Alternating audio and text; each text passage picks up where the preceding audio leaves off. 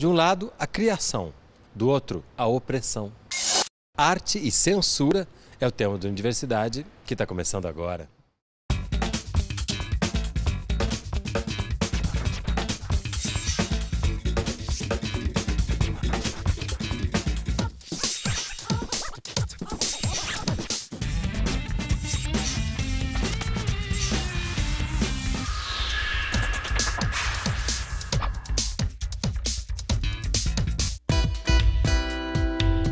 Hoje, no Galpão da Ação da Cidadania, no Rio de Janeiro.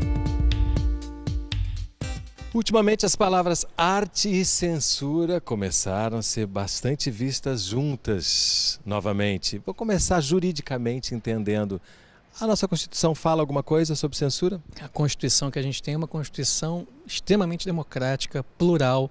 Ela agora é recente, é uma Constituição de 88 e ela traz valores e princípios que enaltecem todas as minorias. Então, se por um lado a gente tem a liberdade de expressão, a liberdade de manifestação de pensamento, a liberdade artística, a liberdade de crítica. Por outro lado, quando essa liberdade é exercida com excesso e de forma que ofende uma outra liberdade ou vem com um discurso de ódio, a Constituição ela permite que o ofendido procure os seus direitos no judiciário para que faça cessar esse abuso do direito que está sendo cometido por determinada pessoa e que ela, se for o caso, pague uma indenização por dano moral ou dano material. Mas como é que a gente pode, quando que a gente pode começar a dizer que está havendo uma censura de alguma coisa? Bom, o termo censura, se nós não estivermos falando de uma censura perpetrada pelo agente estatal, né? Você está falando de uma censura, então, numa sociedade que nós temos expectativa que seja uma sociedade aberta, contemporânea e democrática, eu acho que começa a haver problema quando há uma intimidação de qualquer ordem, como o Renato falou, pode ser uma questão moral, que é uma força maior que obriga o silenciamento de uma expressão artística, né? E que tem dinâmicas muito variadas, que podem envolver agentes diversos, como da sociedade civil, de instituições de naturezas variadas e do mercado também, certamente. O mercado é bem importante estar aqui dentro dessa discussão, né? Esse silenciamento, ele não é de hoje, né? Você tem um livro aí que traz uma personagem importante, que pode nos ajudar a pensar como que o Brasil lida com a questão da censura? Sim, Luz del Fuego foi morta 50 anos atrás. 50 anos, foi estuprada, junto com seu caseiro foram corpos abertos e colocados no mar, né, jogados com pedra. Só foram achados 10 dias depois. Luz del Fuego, ela, uma artista, bailarina, uma artista da performance, uma ativista política e uma precursora do naturismo no Brasil. Esse livro aqui é o livro que ela fala sobre o naturalismo, essa bandeira de defesa que ela tentou tornar até como Partido Naturalista Brasileiro, no final da década de 40. Aí a gente começa a pensar nos corpos, né? O teatro, por exemplo, é algo que acontece com o corpo ali exposto, algumas exposições, algumas obras de arte em exposições também. E recentemente uma delas foi vítima de uma grande manifestação. Como é que você vê isso? As pessoas de uma sociedade com determinados fins se levantando contra uma obra de arte. É importante pensar em duas coisas primordialmente, né? A arte é contraste e singularidade. Então, quando de uma certa forma a sociedade reage contra isso, ela está dizendo um pouco do que ela é feita, né? E a arte fundamentalmente ela existe não para reproduzir tão somente como é a sociedade, mas também para produzir narrativa. Então, se a sociedade repudia aquilo ou aplaude aquilo, ela diz muito sobre o que é isso. E um outro ponto que é fundamental, que no caso, por exemplo, do Museu do Man, a gente não pode esquecer do artista que estava lá. O artista em questão, ele é um profissional incrível e com uma potência dentro do trabalho dele, do Lebit, absurda. E isso não é levado em conta, né? Então são dois pontos que é fundamental pensar quando se pensa em censura, quando se pensa em arte, no artista que produz isso e na função da arte também. Falando em museus, os museus geralmente tendem a alertar, não sei se é a palavra, mas a deixar claro que tipos de obras estão expostas, né? E isso eu acho que deve ser levado em conta também, né? Sim, mas é claro que no campo dos museus você tem questões conservadoras e questões mais progressistas, né? Está sempre em disputa, é uma tensão constante isso. E o que está ocorrendo agora com essa questão da censura de arte já ocorreu em outras épocas, né? De você tapar os nus, de você retirar nus de exposições.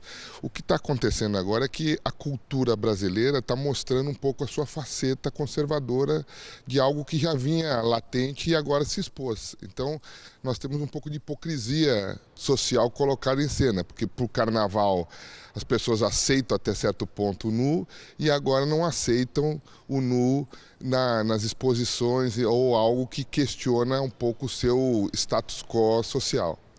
Tensão é uma palavra que está sempre presente quando a gente pensa em arte e, portanto, talvez seja essa uma das funções dela, tensionar as relações?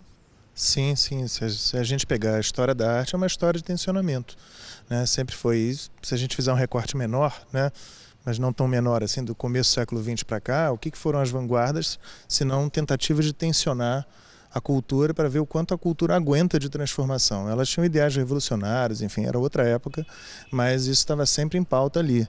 Hoje em dia, como foi dito pelos outros colegas aqui, de fato a gente vê um tensionamento vindo de outro lado, vindo do lado da sociedade, de alguma maneira tentando impedir que certas coisas sejam expostas, certas coisas sejam mostradas, né? Isso me parece ser um movimento que não começou agora. Imagino que dos anos 70 para cá a gente tem visto uma espécie de crescimento do conservadorismo religioso e isso me parece bastante arquitetado, isso não me parece um movimento tão espontâneo assim. Temos esforços de censurar a exposição que não me parecem motivados pelo conteúdo em si da exposição. O conteúdo vira um pretexto para se colar uma pecha de um crime moral muito forte e produzir um estardalhaço político com isso. Então é preciso discernir bem qual é a natureza desse agente que tá tentando censurar, qual a finalidade dele. Nesse caso, me parece ser um jogo num campo político muito ampliado, no qual esse episódio da censura ela é apenas uma parte bastante oportunista. São ataques, no mais das vezes, cínicos e não fundamentados, não preocupados especificamente com a questão artística em si. Então, o autoritarismo e a violência, a pouca escuta, a pouca aceitação de uma pluralidade, ela é típica de uma sociedade cuja democracia ela é muito frágil. Então, nesse processo democrático, ao invés de a gente fortalecer a democracia e com uma cultura de direitos humanos, de escuta das pluralidades, diversidades, a gente tem uma leitura fast food no momento de crise política intensa. Crise política e crise econômica social.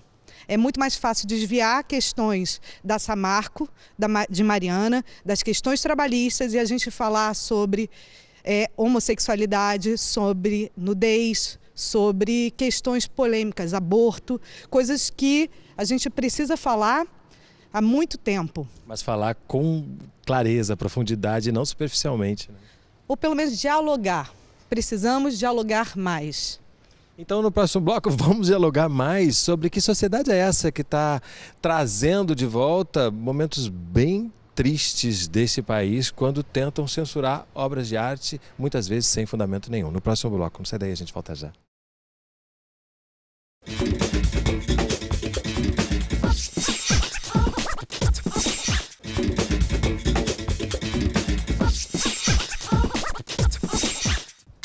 Unidiversidade está de volta no Galpão da Ação da Cidadania falando sobre arte e censura. Aqui no bloco anterior ficou claro que muitas vezes essas manifestações que acabam redundando em tentativas ou até mesmo em censura falam muito da nossa sociedade, falam muito de que política estamos praticando? Sim, sim. Eu entendo que desde que há democracia, né, no mundo moderno, a gente pode pensar na arte como uma espécie de termômetro da democracia, no sentido de que qualquer obra de arte, ela de certa maneira é a expressão de um valor. O quanto aquele que não concorda, que não cultua aquele valor, é capaz de entender que aquele valor pode existir também, né? E aí eu acho que isso marca a atividade de censura ou, ao contrário, respeito, aceite de que alguma coisa diferente de mim existe, dos meus valores. Mesmo eu não gostando. Mesmo eu não gostando. Isso é democracia. Quando você vai lá e posta que você não gostou de determinada coisa, o que você está sendo provocado? pela exposição que você não foi, ou pelo audiovisual que foi produzido pelaquilo, ou pela imagem que foi tirada do audiovisual, ou pelo meme que foi produzido pela imagem que foi retirada do audiovisual. Entende? A gente não está discutindo o produto em si, a essência em si. A gente está trabalhando com uma superficialidade muito grande de algo que basicamente ninguém viu. Ao mesmo tempo, essa questão das redes sociais é muito importante, não só porque ela explica a capitalização política de certos grupos, né, a facilidade de capilaridade social, como também ela é uma questão sobre a qual nós devemos refletir na hora de pensar as respostas a essa questão da censura. Porque a rede social, ela nos estimula a uma resposta muito imediata, num registro muito imediato de rivalidade. E isso muitas vezes não é uma solução estratégica adequada, né? Às vezes um caminho mais institucional ou jurídico pode ser mais adequado, e nesse caso, por exemplo, mais contemporâneo, eu acho que o que acontece é que o objetivo de certos grupos é exatamente produzir um clima de guerra cultural, na qual as duas posições com duas posições equivalentes e antagônicas. E a rede social favorece isso. E esse é um cenário que, se o embate ficar caracterizado como esse cenário, já me parece uma derrota para o campo progressista. É inegável que existe uma falência moral e ética a partir de um Congresso completamente investigado, corrupto. E dentro dessa decadência, existe grupos que estão atrás do monopólio do discurso da moral e da ética. Dentro dessa busca por fãs ao seu discurso moral, ético, está tendo uma acusação sem a prévia análise do fato concreto. E qual é a função do judiciário, então? É fazer uma análise séria do que está sendo acusado de imoral, de ofensivo, de agressivo. Se a gente pegar, por exemplo, o fato do topless, né, do meu corpo, né, minhas regras, né, que o movimento das mulheres, as questões de gênero trazem. É claro que se a gente faz um topless no baixo bebê, que é um quiosque que fica ali no Leblon, é analisado pelo judiciário de uma forma do que o topless que é feito no resto da praia, onde não tem tantas crianças e tal. Mas o que eu estou querendo dizer, que no caso que a gente está analisando no programa de hoje, que é censura e arte, a arte ela foi realizada dentro do ringue dela, que é o museu.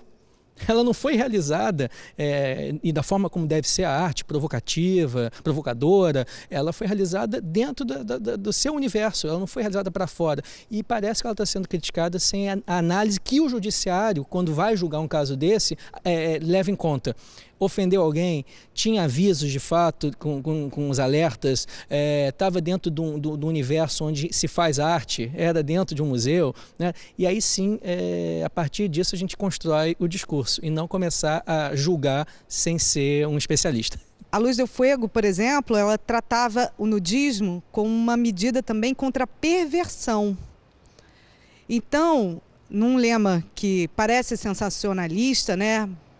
Menos roupa, mais pão, nosso lema é a união, ela trazia vários dispositivos para a gente pensar na arte e na sociedade, uma prática de respeito à autonomia do outro.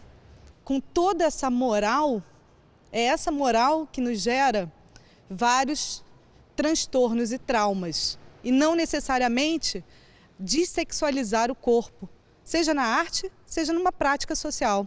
O aspecto religioso, nesse contexto, está se ampliando para um fundamentalismo cristão que a gente não estava acostumado, né? A religião se organizou, quer dizer, os protestantes se organizaram. A gente vê o Supremo dizer que agora pode ter, em escola pública, aula de religião, quer dizer, a divisão entre Estado e religião não está acontecendo. Então, as instâncias de poder na sociedade brasileira estão se misturando entre religião e Estado, e os valores mais democráticos, mais abertos, estão em questão, inclusive aqueles que gerenciam os museus. Quer dizer, nós estamos vendo, por exemplo, o Museu Nacional de Belas Artes tem uma exposição sobre o Dom Orani. Ele não é um museu de religioso, mas está lá o arcebispo como uma exposição. Ninguém foi lá questionar, dizer por que está lá. Agora, ao contrário, acontece. Quer dizer, quando tem uma exposição nesse sentido mais erótica ou mais sexualizada, aí questionam. Então, vamos dizer, os progressistas são mais democráticos do que o sentido conservador da sociedade que está dada. Então, é uma disputa de valores que é democrático, mas tem que ter um meio comum, porque senão nós vamos cindir a sociedade do ponto de vista dos valores. Por exemplo, quando a gente discute política de gênero, ideologia de gênero, quer dizer, as pessoas não veem a diferença entre homem e mulher e estão derrubando isso no Congresso, derrubando isso nas políticas educacionais. É impressionante o que vai pensar para o futuro, o que nós estamos produzindo para o futuro, porque o problema não é só agora, é o futuro do que nós estamos conduzindo nessa discussão. E a base cultural da sociedade brasileira é cada vez mais conservadora. Então, no próximo bloco, o que se pode fazer hoje para evitar um futuro com essas questões mais graves ainda? Não sai daí, mas antes, se liga nessa dica. Tudo é cultura, inclusive a cultura de repressão. Mas só há um tipo de cultura que realmente constrói um país. É a cultura da liberdade. Que no fundo, o que nós necessitamos mesmo é de educação com cultura.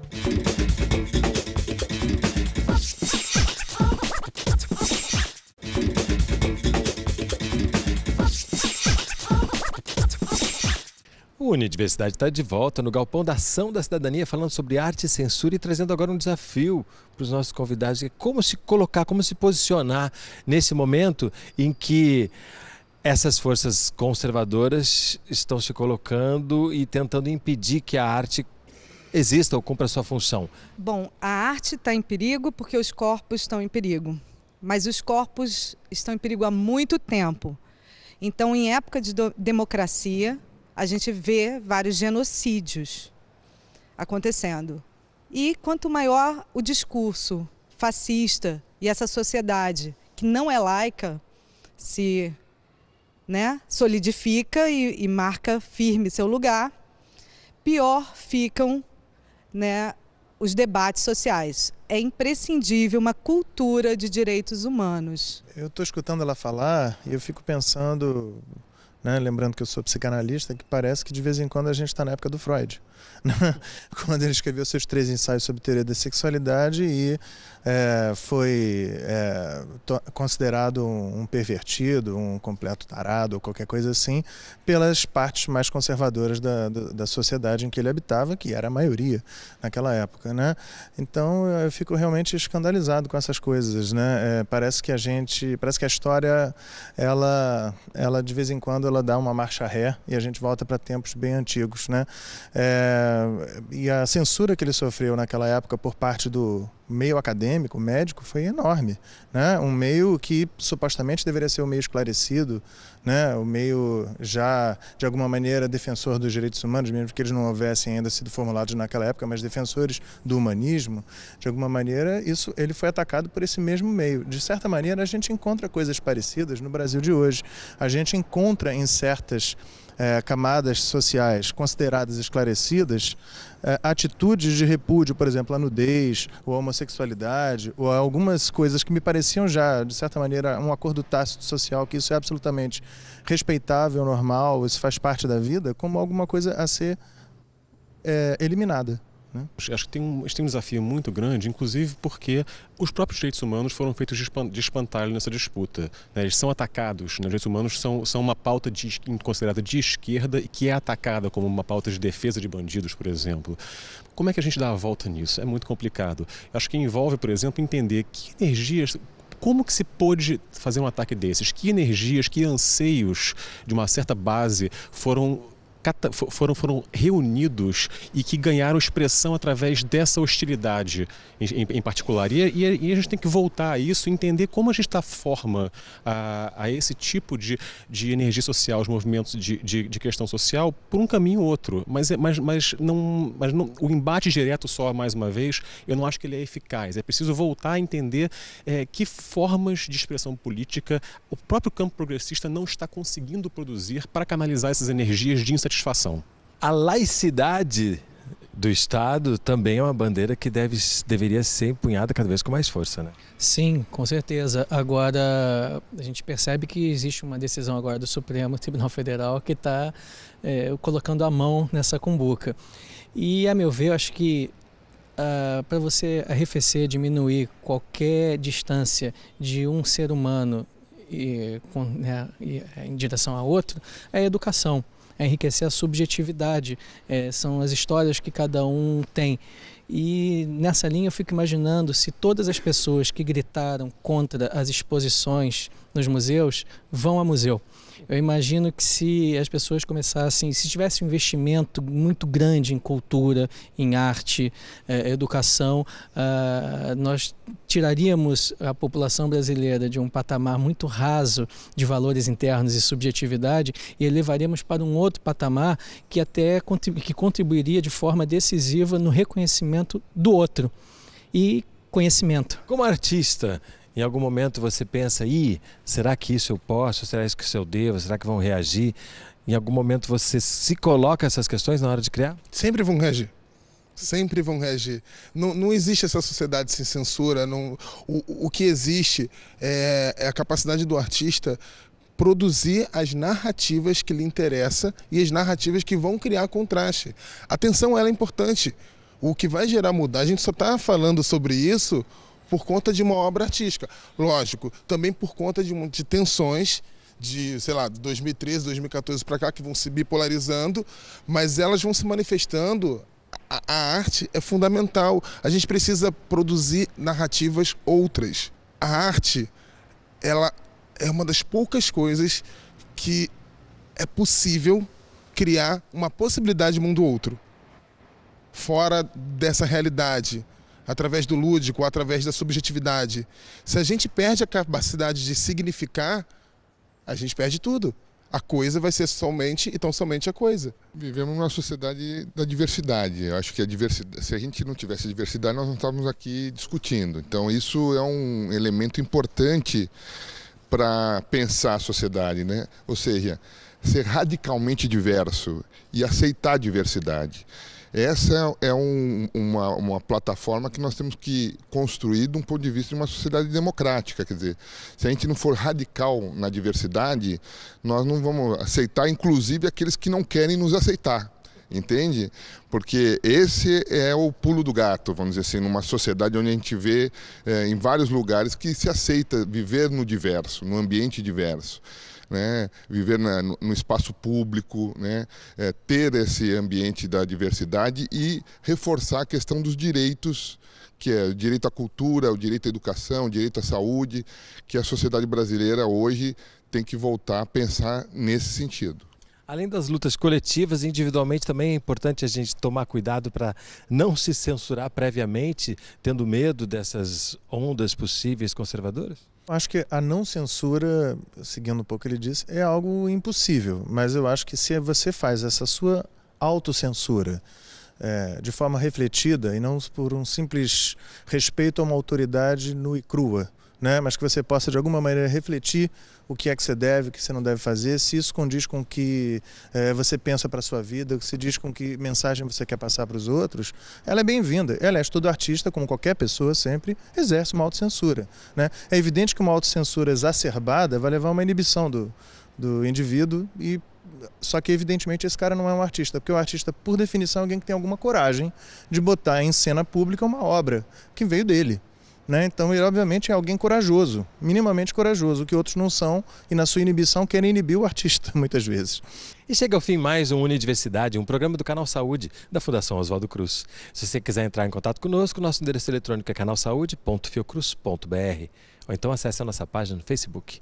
E eu quero agradecer a Pedro, Nataraj, Nascimento, Ricardo, Sérgio e Gabo por mais um Unidiversidade que vocês fizeram.